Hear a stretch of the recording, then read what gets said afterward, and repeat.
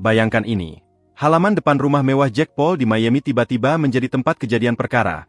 SUV hitam, lampu polisi berkedip, dan dunia menyaksikan dirinya diborgol dengan tangan terikat. Hanya beberapa jam setelah penangkapan yang memicu Jack Paul arrested dan tax fraud skandal, sebuah klip baru muncul di lini masa.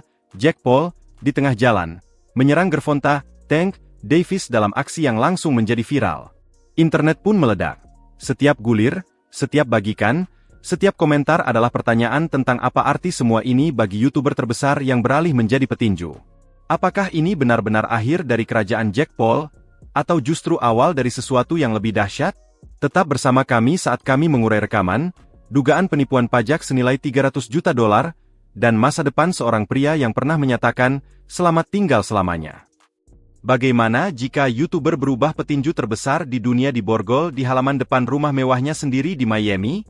Matahari pagi menyinari pohon palem, mengubah marmer mengkilap kediaman pribadi Jack Paul menjadi panggung yang berkilauan. Suara lalu lintas yang pelan, dengungan helikopter di kejauhan, tak ada yang mengisyaratkan badai yang akan segera pecah. Tidak ada efek khusus, tidak ada drama yang direkayasa, hanya cahaya lampu polisi yang menyilaukan dan suara borgol yang jelas saat diseret di lantai yang dipoles. Dalam hitungan menit, internet langsung terjun ke gelombang hashtag Jack Paul arrested dan tax fraud skandal, masing-masing menjadi riak yang tumbuh menjadi gelombang meme, teori konspirasi, dan kemarahan yang terang-terangan. Tuduhan itu sama mencengangkan seperti detailnya. Skema penipuan pajak senilai $300 juta yang terkait dengan uang promosi dari pertarungannya melawan Gervonta Davis. Saat berita utama menyebar, satu pertanyaan bergema lebih keras daripada pengumuman manapun dari ring. Apakah ini benar-benar akhir dari kerajaan Jack Paul? Tetap bersama kami saat kami mengurai setiap detail penangkapan, dugaan penipuan, dan apa artinya bagi masa depan seorang pria yang pernah menyatakan, selamat tinggal selamanya, di depan agen federal tiba di kediaman Jack Paul di Miami sebelum fajar. SUV hitam datang seperti penjaga yang diam, dan satu regu petugas berseragam maju ke depan. Sepatu bot mereka bergema di atas marmer yang mengkilap. Agen yang memimpin operasi itu mengamati atlet muda itu melalui kaca, mencatat ekspresi tenang yang telah menjadi identik dengan persona publik Paul. Ia memasangkan borgol yang akan terkunci sebelum lampu terang terakhir di ring tinju meredup. Dunia merasakan kejutan penangkapan itu hampir seketika. Dalam hitungan menit, tagar seperti Jack Paul arrested dan tax fraud skandal meledak di setiap platform, banjir meme, dan meme. Beberapa unggahan hanya mengutip kata arrested, sementara yang lain memutar teori konspirasi, masing-masing bersaing untuk posisi teratas dalam daftar tren. Besarnya reaksi internet membuat semuanya jelas. Ini bukan aksi panggung, melainkan berita utama yang akan mendominasi berita selama berminggu-minggu ke depan. Penangkapan itu bukan peristiwa spontan, melainkan puncak dari penyelidikan 6 bulan yang penuh ketelitian. Auditor federal mulai menyisir akun bisnis Jack Paul awal tahun itu, mencari kejanggalan yang bisa saja luput di tengah derasnya konten viral dan acara pay-per-view. Mereka menelusuri transaksi yang melintasi batas internasional, dana yang merayap melalui berbagai entitas lepas pantai, dan pola yang tampak dirancang untuk menghindari pengawasan. Setiap transfer adalah potongan teka-teki dalam gambaran besar yang mengisyaratkan strategi sengaja untuk menyembunyikan pendapatan kena pajak. Para penyelidik bekerja di ruangan sunyi dengan komputer yang berkedip seperti 1000 bintang kecil, menyusun jejak yang langsung mengarah ke uang promosi dari pertarungan Davis, dukungan merek, dan jaringan perusahaan cangkang yang dibangun dalam bayang-bayang era digital. Sementara tim hukum Jack Paul berjuang untuk menampilkan perusahaan cangkang itu sebagai strategi diversifikasi yang sah, jaksa berpendapat bahwa besarnya volume, waktu, dan kurangnya pengungkapan membuat tuduhan itu mustahil dianggap sebagai manuver korporasi semata. Kasus penuntutan bertumpu pada pola.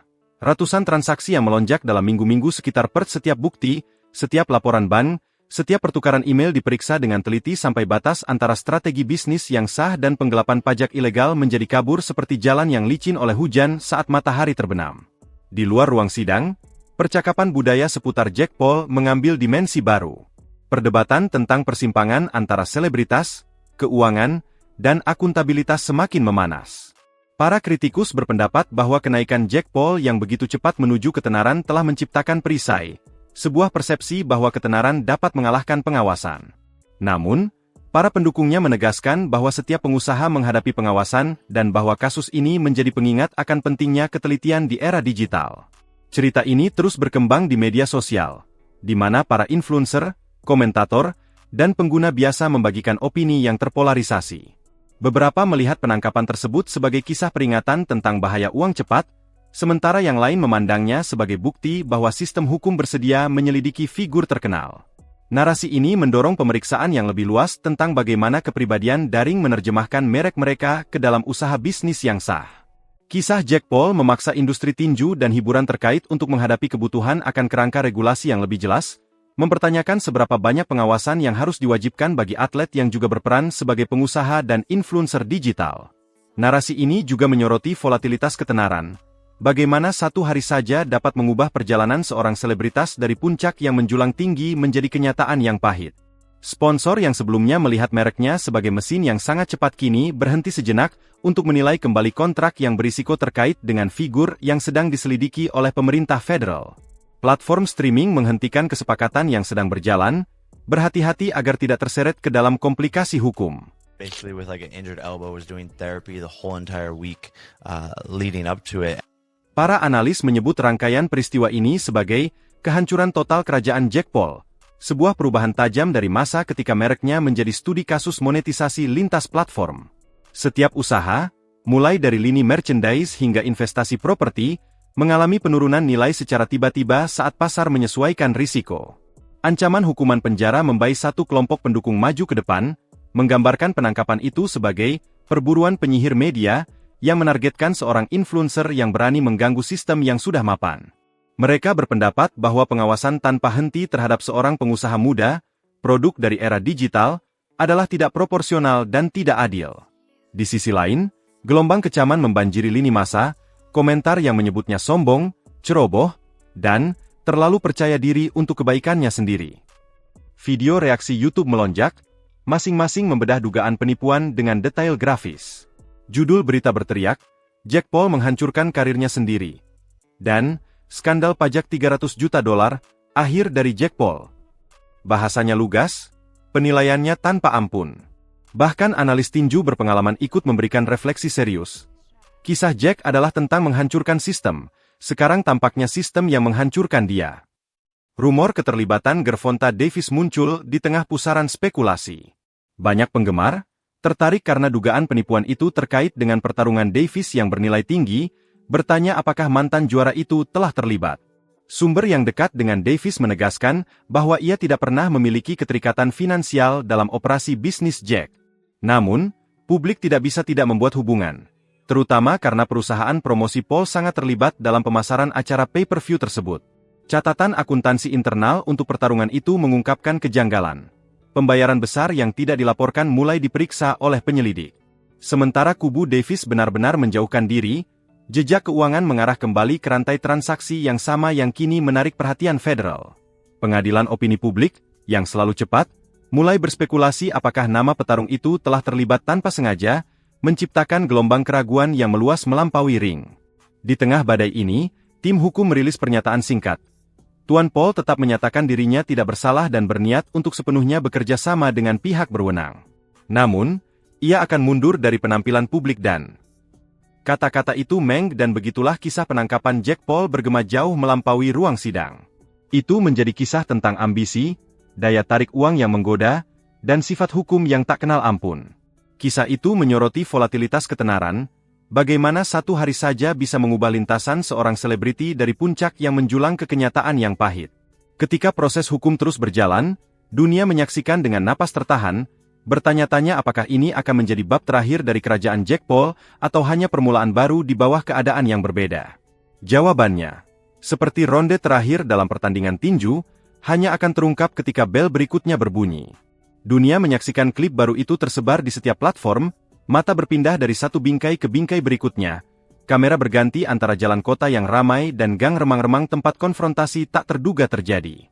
Dalam rekaman itu, gaya Jake Paul sangat jelas. Senyumnya, lengannya yang siap, energi yang dulu membuatnya menjadi nama yang dikenal di setiap rumah.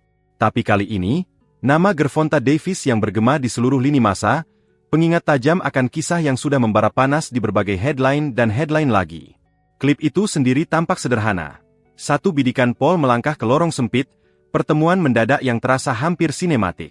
Namun di balik koreografi momen viral itu tersembunyi jaringan kekacauan hukum, perhitungan finansial, dan industri yang sedang menilai ulang batas-batasnya sendiri. Rekaman itu diambil dengan gaya mentah di balik layar, menangkap momen ketika Paul, masih di tengah dakwaan pajak yang semakin memanas, memutuskan untuk membuat pernyataan di luar ring. Itu bukan pertarungan yang sudah diatur. Itu adalah penyergapan, dorongan yang diperhitungkan yang akan menguji inti warisan yang sedang ia bangun. Sehari setelah rekaman itu bocor, media sosial meledak dengan spekulasi. Banyak yang bertanya-tanya apakah penyergapan itu adalah aksi promosi, cara untuk menarik perhatian di tengah bayang-bayang hukum yang semakin menumpuk, atau mungkin balasan halus terhadap Davis, yang sebelumnya telah lolos dari pengawasan pemerintah atas dugaan penuntutan yang selektif. Di setiap ini tidak lagi sekadar aksi. Ini adalah tontonan publik yang berlatar belakang hukum yang mengancam untuk membongkar sebuah merek yang dibangun di atas viralitas.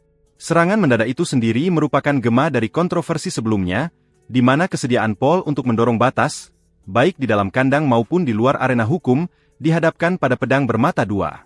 Dalam rekaman tersebut, ekspresi Davis berubah dari rasa ingin tahu menjadi kehati-hatian saat Paul mendekat, ketegangan meningkat dengan setiap tarikan napas. Narasi visual menunjukkan lengan Paul, sedikit terangkat, matanya menyipit, antisipasi akan pukulan yang tidak pernah terjadi. Adegan itu diwarnai oleh keheningan yang terasa disengaja, jeda yang dibuat dengan maksud untuk menegaskan beratnya momen tersebut. Kamera menangkap perubahan halus dalam sikap Davis, gerakan kakinya berubah, fokusnya menyempit, mengungkapkan betapa persepsi akan keamanan dan kendali dapat bergeser dengan satu serangan tak terduga. Rilis klip ini telah memicu gelombang komentar baru. Para influencer yang sebelumnya merayakan keberanian Paul menyeberang ke dunia pertarungan profesional kini, mempertanyakan apakah persona publiknya adalah perisai atau justru menjadi beban. Stepped his hand from the Joe Weller fight after hitting Joe on the top of the head, which resulted in a huge lump on his knuckle. He joked about the injury and played it all up for the camera, but para analis berpendapat bahwa rekaman tersebut menyoroti konsekuensi nyata dari tindakan seorang influencer ketika bersinggungan dengan pengawasan hukum. Saat tim hukum Paul menyiapkan mosi untuk membatalkan dakwaan, dengan alasan double jeopardy dan penuntutan selektif, klip ini menjadi saksi tak terduga, bukti visual atas kompleksitas citra publik mereknya. Para sponsor, yang sebelumnya merayakan sinergi antara ketenaran media sosial dan sponsor atletik, kini terpaksa menilai ulang keterkaitan mereka. Merek-merek yang telah berinvestasi dalam promosi Paul, yang pendapatannya didorong oleh penjualan tiket dan penghasilan pay-per-view, kini mendapati diri mereka berjalan di atas tali. Rekaman baru ini memicu spekulasi bahwa para sponsor mungkin melihat serangan mendadak itu sebagai contoh risiko. Sosok yang, bahkan dalam narasinya sendiri, bisa menjadi tak terduga, baik di ring maupun di ruang sidang. Ini menimbulkan pertanyaan, apakah ini insiden yang terisolasi, atau geopolitisi dan regulator sedang didesak untuk merumuskan pedoman yang lebih jelas, memastikan bahwa para influencer mematuhi undang-undang pajak yang berlaku, mengungkapkan transaksi keuangan, dan menjaga transparansi. Rekaman penyergapan Jake Paul adalah ilustrasi nyata dari konsekuensi beroperasi dalam kekosongan regulasi.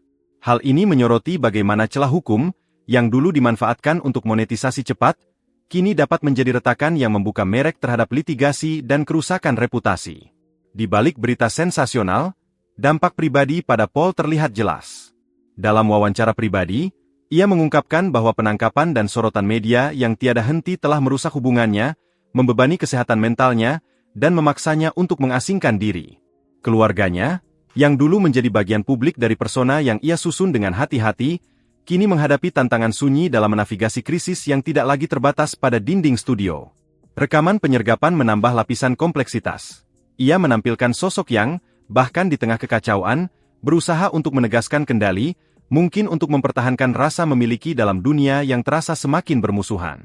Hal ini juga menimbulkan pertanyaan apakah tindakan tersebut merupakan langkah yang diperhitungkan untuk mengelola warisannya, untuk memproyeksikan kekuatan, atau ledakan spontan yang dipicu oleh frustrasi yang semakin memuncak. Frasa "selamat tinggal selamanya" yang muncul di postingan Instagram terakhirnya mendapatkan makna baru ketika dilihat melalui lensa penyergapan.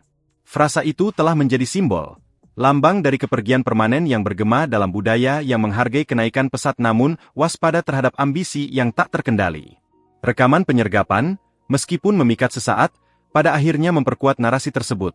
Kepergian mendadak dari arena berprofil tinggi, pengingat bahwa viralitas bisa bersifat sementara. Energi mentah dari klip tersebut berlawanan dengan keheningan yang diperhitungkan dari seorang pria yang mungkin memilih untuk mundur, Mungkin untuk melindungi orang-orang di sekitarnya atau untuk mengelola dampak yang terjadi. Ambiguitas pesannya hanya memperdalam misteri, memicu diskusi tentang keberlanjutan model. Para analis mencatat bahwa industri saat ini harus menyeimbangkan daya tarik pengaruh selebriti dengan kepatuhan yang ketat dan standar etika. Serangan mendadak itu, dalam kecepatan dan nilai kejutannya, menjadi contoh bagaimana seorang influencer dapat melewati batas yang terasa sekaligus tak terelakkan dan dapat dicegah. Kasus hukum terus berkembang, dengan perkembangan baru yang menambah lapisan pada narasi. Pihak pembela menghadirkan kesaksian ahli yang menunjukkan bahwa ketidaksesuaian keuangan adalah produk sampingan dari pertumbuhan pesat dan operasi internasional yang kompleks, bukan penipuan langsung. Argumen-argumen ini menyoroti bahwa banyak pengusaha digital yang sedang berkembang menghadapi tantangan serupa. Meskipun tidak membebaskan Paul, mereka memberikan konteks yang beresonansi dengan publik yang waspada terhadap hukuman inovasi karena kesalahan prosedural. Narasi pembela menekankan satu poin penting. Dalam ekonomi digital yang berkembang pesat, hukum harus beradaptasi untuk mencegah penghukuman terhadap pengusaha yang benar-benar mendorong batas. Perspektif ini mengundang percakapan yang lebih luas tentang tanggung jawab influencer. Banyak yang berpendapat bahwa kemunculan influencer media sosial, yang mengumpulkan audiens besar tanpa penjaga gerbang tradisional, menciptakan celah dalam pengawasan regulasi. Kasus Paul menjadi titik fokus untuk perdebatan ini, mendorong seruan untuk kebijakan baru agar influencer mematuhi undang-undang pajak yang ada, mengungkapkan transaksi keuangan, dan menjaga transparansi. Rekaman baru memperkuat kekhawatiran ini, menggambarkan bagaimana tindakan seorang influencer dapat berdampak pada ranah hukum, keuangan, dan budaya. Ini bukan sekadar aksi, ini adalah simbol persimpangan antara hukum, budaya, dan sifat kapitalisme digital yang terus berkembang. Di pengadilan, siaran langsung proses menarik jutaan penonton, mengubah persidangan menjadi studi kasus waktu nyata tentang akuntabilitas.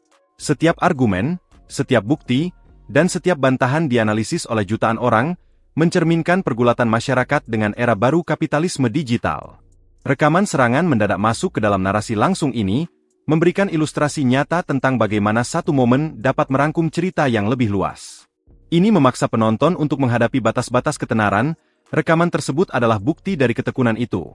Sebuah gambar mentah, tanpa filter, tentang seorang pria yang, bahkan ketika terpojok oleh hukum, masih menarik perhatian. Rekaman itu menyoroti dualitas warisannya. Satu kaki di dunia hiburan, satu kaki di ring, satu kaki di limbo hukum.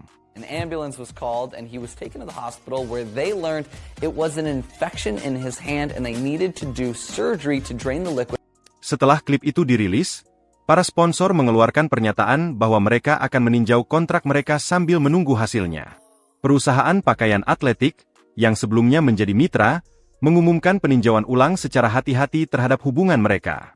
Para investor, yang menyadari risiko yang meningkat, menarik modal mereka. Klip penyergapan itu memperkuat persepsi bahwa merek Paul tidak stabil.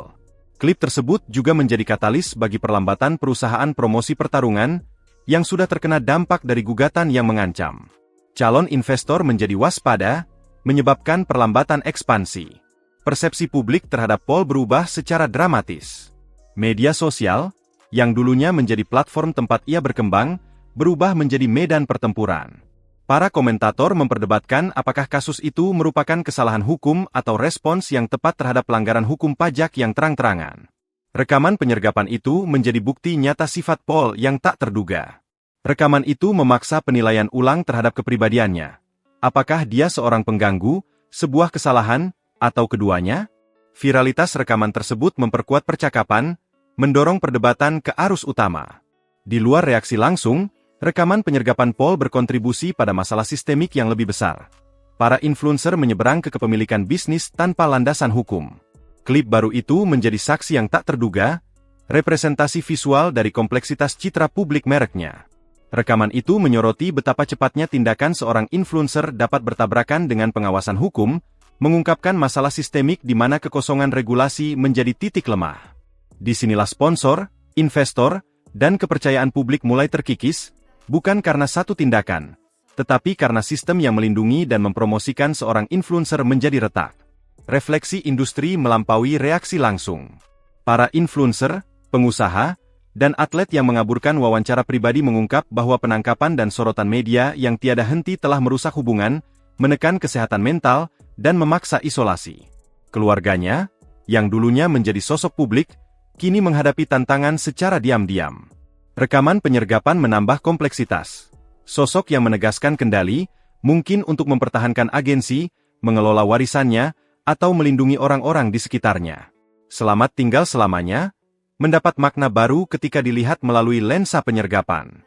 Itu menjadi lambang kepergian permanen yang bergema dalam budaya yang menghargai kenaikan pesat namun waspada terhadap ambisi yang tak terkendali. Rekaman penyergapan, yang sesaat memikat perhatian, memperkuat narasi itu. Kepergian mendadak dari arena berprofil tinggi, pengingat bahwa viralitas bisa cepat berlalu. Energi mentah dari klip tersebut berlawanan dengan keheningan terencana seorang pria yang mundur untuk mengelola dampak. Dampak Paul terhadap integrasi tinju dengan hiburan tetap tak terbantahkan. Bahkan di tengah skandal, ia mengubah lanskap, membuka jalan untuk monetisasi. Rekaman penyergapan menjadi studi kasus. Demonstrasi visual tentang bagaimana metode yang mendorong kenaikannya bisa menjadi pemicu kontroversi. Industri harus menyeimbangkan daya tarik pengaruh selebriti dengan kepatuhan yang ketat. Penyergapan, dalam kecepatan dan keterkejutannya, menunjukkan bagaimana seorang influencer dapat melewati batas yang terasa tak terhindarkan sekaligus dapat dicegah. Kasus hukum terus berkembang, dengan perkembangan baru menambah lapisan pada narasi. Pihak pembela menghadirkan kesaksian ahli yang menunjukkan bahwa ketidaksesuaian adalah produk sampingan dari pertumbuhan pesat dan operasi yang kompleks, bukan penipuan terang-terangan. Argumen-argumen ini menyoroti tantangan serupa yang dihadapi oleh pengusaha digital yang sedang berkembang. Meskipun tidak membebaskan Paul, mereka memberikan konteks yang beresonansi dengan publik yang waspada terhadap hukuman inovasi karena kesalahan prosedural. Narasi pembela menegaskan, dalam ekonomi digital yang berkembang pesat, hukum harus beradaptasi agar tidak menghukum pengusaha yang benar-benar mendorong batas. Perspektif ini meng di pengadilan, siaran langsung proses persidangan menarik jutaan penonton, mengubah persidangan menjadi studi kasus waktu nyata tentang akuntabilitas. Setiap argumen, bukti, dan bantahan dikupas oleh jutaan orang, mencerminkan pergulatan masyarakat dengan era baru kapitalisme digital. Rekaman penyergapan masuk ke dalam narasi langsung ini, memberikan ilustrasi nyata tentang bagaimana satu momen dapat merangkum cerita yang lebih luas. Hal ini memaksa penonton untuk menghadapi batas-batas ketenaran, beban tanggung jawab, dan konsekuensi sistem hukum yang mengejar ekonomi digital. Penyergapan itu juga menyoroti betapa cepatnya pengaruh Paul tetap bertahan meskipun ada skandal. Sponsor meninjau ulang kontrak, mitra pakaian olahraga mempertimbangkan kembali. Investor menyadari peningkatan risiko, menarik modal. Merek Paul tetap bertahan. Citra tanpa filter dari seorang pria yang tetap menarik perhatian bahkan ketika terpojok oleh hukum. Rekaman tersebut menegaskan dualitas, satu kaki di hiburan, satu kaki di ring, satu kaki di limbo hukum. Rekaman baru ini, oleh karena itu, bukan sekadar aksi viral tetapi bagian penting dari narasi. Rekaman ini menjahit persona publik Paul dengan pertarungan hukumnya, menyoroti bagaimana tindakan seorang influencer dapat memengaruhi stabilitas finansial dan persepsi budaya. Di dunia di mana viralitas bisa cepat berlalu, penyergapan itu menjadi pengingat. Bahkan cerita yang paling menarik pun pada akhirnya bisa berakhir, dan satu-satunya yang tetap adalah kebutuhan akan akuntabilitas, transparansi, dan adaptasi hukum. Di dunia di mana viralitas bisa cepat berlalu, penyergapan itu menjadi pengingat. Bahkan cerita yang paling menarik pun pada akhirnya bisa berakhir, dan satu-satunya yang tetap adalah kebutuhan akan akuntabilitas, transparansi, dan adaptasi hukum.